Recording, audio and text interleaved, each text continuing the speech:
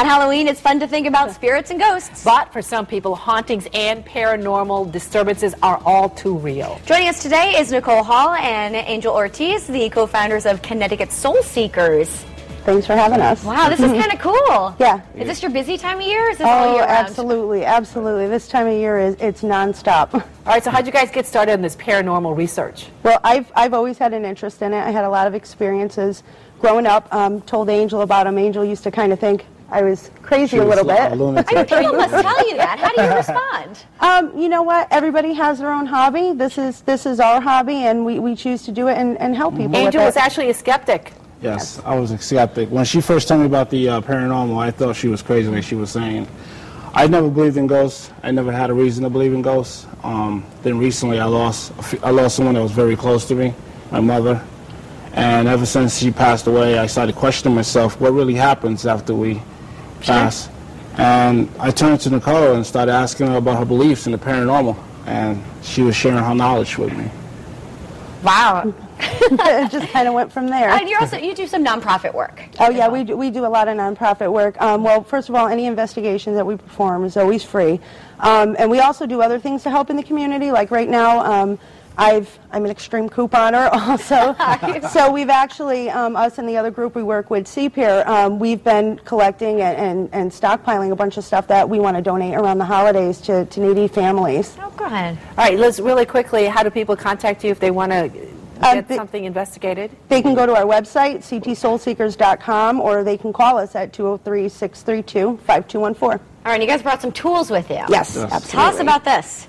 Some of these tools that we have here, we use them during the investigation. I'm pretty sure you guys seen the ghost shows. Absolutely. The first one is a EMF meter. Basically picks up any type of electromagnetic field. EMF stands for electromagnetic field. There are theories that spirits will try to find an area around the house that has high EMF where they can be able to manifest. Okay. And by them trying to manifest, kind of sets off the K2 meter and gives us the light, and we'll be asking questions. If you're here, if you're not here, show us some type of presence. And you can also ask like a lot of yes and no questions with that. And you get a response. And you get the response by the lights lighting up. You know, are you in the room with us? Can you please come closer to the light? And sometimes you can get it to light up, and then other times, you know. What else do you have there? That we have the digital voice recorder, which is electronic voice phenomena. Theories are that a spirit, when they try to communicate, they leave an imprint of their voice on their device. And you've seen it? Very, very successful. Oh, yeah. I would say out of most investigations that we do, that's the best piece of evidence that we get is the EVPs. Oh, yes. But they don't always show themselves to everybody. There's certain things. No, in fact, it's very rare to actually see something like that.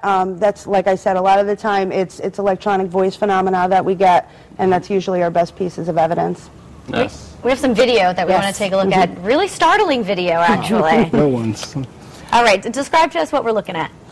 This first one, we actually had our friends from CPAIR over to our house to investigate. We actually have quite a bit of activity at our house. And you'll see behind the investigator, Mike, what we believe to be an orb come out over his shoulder and down towards the camera. Now, one of their other investigators, Chuck, actually took this video frame by frame to see if it was a bug. A lot of the times you'll be able to see the wings. And we were not able to explain this video, so it was something pretty interesting to us. It was going right over his shoulder. Yeah, right over. And that was nothing that was seen during the time. So because you can't explain it, then there must be something to it?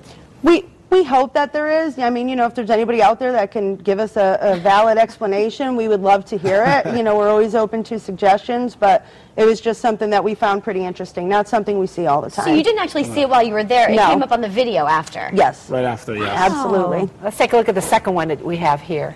And what is this? The second one that you're going to see, that's just from some different cemeteries that we visited, and these are what we call a misformation.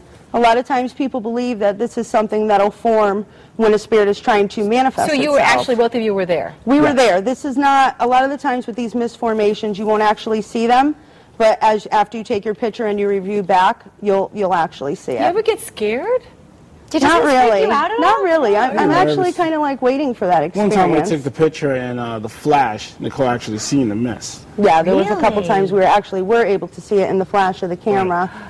Right, I want answers, so. Yeah, I can see you do some investigating then. All right, we have one little piece of video left. This is a home in Mystic. Yes, this is actually, this is the Whitehall Mansion in Mystic, Connecticut, and we were investigating there, and you can see during the investigation 3 times the door to Benjamin's room opened on its own.